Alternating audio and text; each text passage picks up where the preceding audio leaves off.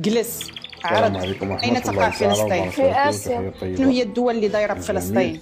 لبنان شمالا، شهيد سوريا مقطع والأردن عن شرقا، أشكال مصر فلسطيني جنوبا. عن شنو هي مدينة البحار التي تطل عن عليها دولة فلسطين؟ البحر الأبيض المتوسط غربا، والبحر الأحمر جنوبا، والبحر الميت شرقا. كم تبلغ مساحة فلسطين؟ 27,000 كيلومتر مربع تقريبا. ما هي عاصمة فلسطين؟ ماما جاوب هذا السؤال كنعرفو منين كنت فكرت. غير جاوبة ولدي باش الوليدات اللي ما عارفينش يعرفوا. عاصمة فلسطين الأبدية هي القدس. أعطيني 5 مدن فلسطينية. غزة، جنين، عكا، حيفا، لد، رام الله، نابلس، الرملة، الخليل، الناصرة. وقلت لك غير 5 ولدي. متى تم احتلال فلسطين من طرف الصهاينة؟ بعد الحرب العالمية الأولى الدولة العثمانية خسرت، والأراضي اللي كانت تابعة لها تفرقت ما بين الإنجليز وفرنسا اللي ربحوا الحرب.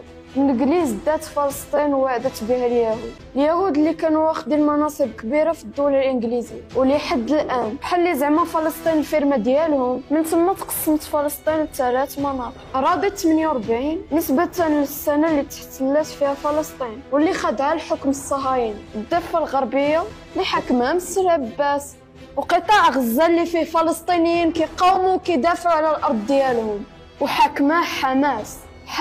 حركة ميم مقاومة ألف والسين الإسلامي، حركة المقاومة الإسلامي. قالوا الشيوخ سيموتون والأطفال سينسون، وها نحن ندون جرائمهم ولن ننسى أبدا ظلمهم إلى أن نسترجع أرض فلسطين وقدسنا الشريف. أخيرا ولدي، شنو فصيلة الدم ديالك؟